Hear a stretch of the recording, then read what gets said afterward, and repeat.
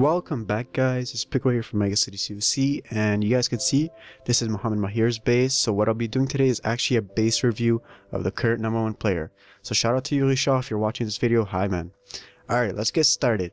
You guys can see this base is very symmetrical. Although Clash of Clans does only provide you with 3 expos and 3 motors, it kinda does make it hard to fit everything and make it look perfect. But that's alright, he manages very well and he does an amazing job at it.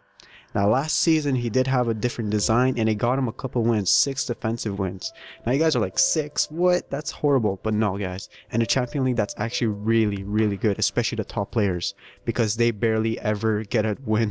To be honest, guys, a lot of amazing attackers up here, so bases get taken out very easily. But this base, I'm gonna go through everything and hopefully I can cover as much as I can. If I missed something, I'm completely sorry. You guys can leave in the comments below whatever I missed, and you guys, the other people, can just view them for yourself. So let's get started with the left and the right wing. You guys could see it is symmetrical, as I said, and we'll get started over here on the left side. So you guys can see this exposed mortar, and you guys are like, what? Why would he ever do this? Well, as you guys know, in Clash of Clans, you need to get attention of the heroes. So let's click on one of the heroes. Here's the Barbarian King, and here's the Archer Queen. Now to get attention of them, you're gonna have to come into their radius of circle and you're gonna have to get their attention. Now if you guys place any archers or anything on the outside, they will only go for the structures. They will get distracted. They're not gonna actually go into here where they're actually in range, like all of this stuff in the middle over here. They won't get any attraction from the heroes. So what you actually have to use on this base is going to be wall breakers, because wall breakers are going to go straight for this line of wall and they will be in range of the heroes. Well, not at this moment. You guys got to be really patient with it and hopefully you get it dead on. Alright, so now that you have their attention, where are you going to take them? You guys have the left, right, up, down area. So let's just say you take them to the left or the right wing. As you guys know, it's symmetrical. So I'll bring you guys here. Let's just say you pull them out to around where this flag is at. It's national flag. Alright, so you pull them out over here, and what's gonna happen? You guys are gonna place down your witches and wizards. Now following that, what's gonna happen is actually gonna be your mortar, while the defensive mortar is gonna attack your units. So that's really bad. You guys can see the dead zone is covered by 2 army camps, same of which works on this side. 2 army camps is covering it. So let's just say you place down the wizards, blah blah blah, mortar takes them out. What are you gonna do? You just lost a bunch of units, you lost your one chance to take out the heroes, and that's gonna set you back so much. Now you guys are gonna say, oh, you can just easily take out these army camps and take out the mortar, and then what's gonna happen? There's gonna be an X-bow in that range now, and it's gonna really set you guys behind and lose time. You guys gotta remember, when you're attacking in Clash of Clans, you gotta be as most time effective as possible. So that really cancels out the left wing, and so of which the right wing, because it is symmetrical. So that's really hard. But now, why didn't he do the same thing on the top side, but now with like the third mortar? He actually set it in the middle.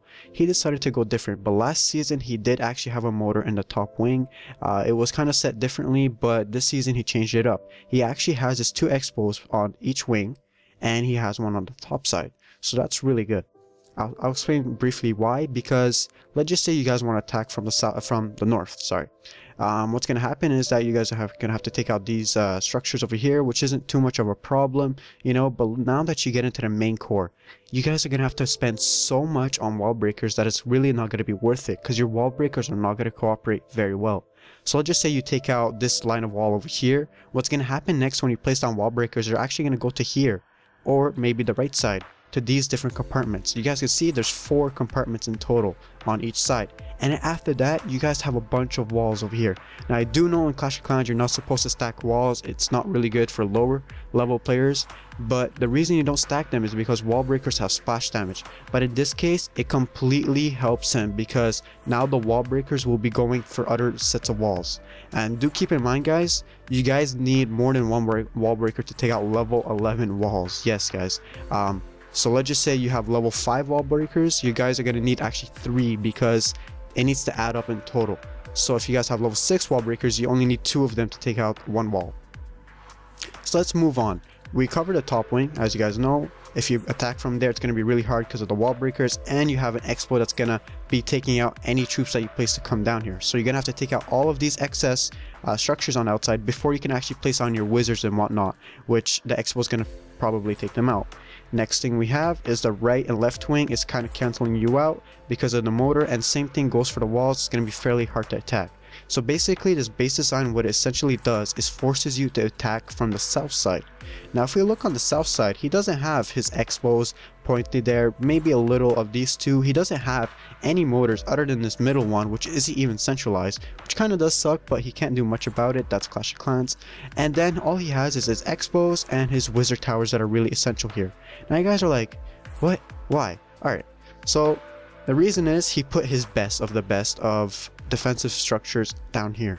Now you guys can see he does have his storages, he does have a maxed out base, so his storages are completely useless, but the reason he has them actually down here is because of their hit points. You guys can see they have 2,000 hit points. Now if we compare that to maybe the Spell Factory, only has 600, this Collector 750, if we look at this Laboratory 350, it's very low compared to these storages. So if anyone were to place units down here, they would actually have to stay here for quite a while taking some splash damage and possibly some infernal damage from that Inferno, which is set on multi. I'll get into that why they're set on multi in a couple seconds. So you guys can see if you were to attack from here after getting the attention from the heroes, which is kind of already fairly hard, you guys are gonna have to attack from the south side. So I'm guessing this line of wall over here where I'm touching, and then also over here this line of wall. Now what happens is that actually there's a clan castle in the middle. It's fairly centralized, so the only way to bait it out is actually through here. So odds are you might want to attack through this side because it's fairly easier to get the attention of the clan castle. But to make it up for the left side, he does also have a motor over there, so it kind of makes up for it in a way.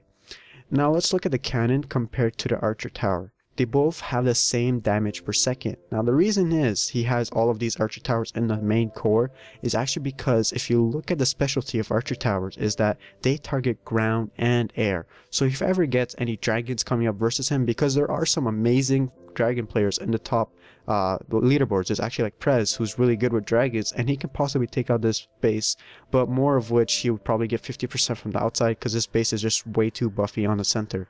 And you guys can see what's it called? The air defenses are very well placed, covering each point, and then we have the Infernal Towers covering every other dead point of the archer towers, like that. If any balloons or anything like that come in, well, rather dragons come in, you'll have Infernal Towers going on them. So again, as I mentioned, the archer towers hit ground and air, so that's really good. He stuck them all in there, followed by the rest of his cannons over here, and on the inside he got left with 2, so that's completely alright. Now let's look at what else he has going on. He has his heroes in here. As I said, that's really good. They're centralized properly. It's very hard to bait them out, get their attention and pull them, so that's awesome. And then let's talk about a bit these wizard towers. If you guys were to ever place any troops over here, let's just say you place a golem. Well, first you would have to place wizards to take out these storages and whatnot, and then you place a golem. 2, you'd have to make 2 holes in here, pinpoint, and maybe a third one, which is a third golem. And just basically trying to get into that main, well, the main core is obviously your goal, but there's a sub-core to it. So this one over here with the wizard towers. So once you get into that sub-core, what's going to happen is you guys have a lot going on. First of all, you got an Expo, which is fairly in range. You got a Infernal Tower, which is also in range, and you got splash damage going a lot on you, followed by archer towers that are hitting you constantly. So that's very hard to get your wall breakers in there, let alone your wizards and your skeleton, and not your skeleton, your witches to come out very well. So do bear that in mind. Let's just say you guys manage to break a hole on this wall. What's going to happen is that next thing you need to place is a rage spell followed by a couple more wall breakers to get into this joint. Because if you guys don't get into that area and you place your heroes, what's going to actually happen is that they're going to walk in. They're going to take out these structures, but they're going to take a left and now follow up these ones because they don't want to destroy walls, and this is quite easier for them to get into. So I'd highly recommend, if you can, attack the main core over here, this main center point, but it is again fairly hard because look at the Inferno Tower, it is fairly centralized, so of which the other one. Now, as I explained that if you guys make a hole in here, you guys gotta make a quick second hole in here to get in, both of which works for each side as I said before. And now let's talk about the Inferno Towers. They are set on multi. Now a lot of you have seen people set them on single only, and there's arguments of saying you should have one on single, so you'd have one on multi, but he went with multi. I completely respect that. If I was him, I would probably go one multi, one single, but with this base layout, it works perfectly fine. Now, multi will attack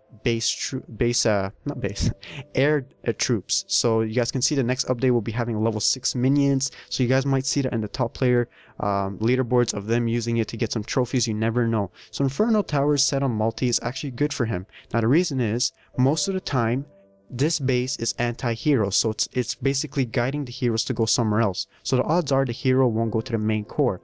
Now what's going to actually help the enemy get trophies is going to be the wizards and the witches. So that is why he has his Inferno Towers on multi, because they're basically useless to heroes because their damage doesn't add up. As you guys can see, it's set on 42 flat damage. As for if it was on single, it'd be 36 flat damage initially, ending off with 1400 damage. That's immense. It'll be able to take out any hero, but in this case he doesn't need it because his base does fairly well against heroes. So all that's going to happen is that these Inferno Towers are going to target wizards that are going to stop them from getting the Town Hall and possibly that 50 or maybe 2% or 2-star from the enemy. So that about wraps it up for today's video. Keep in mind that motors on the outside are exposed. It's not a bad idea. Everything is fairly well centralized and symmetrical. This base does an amazing job, and I'll see you guys tomorrow. Peace out.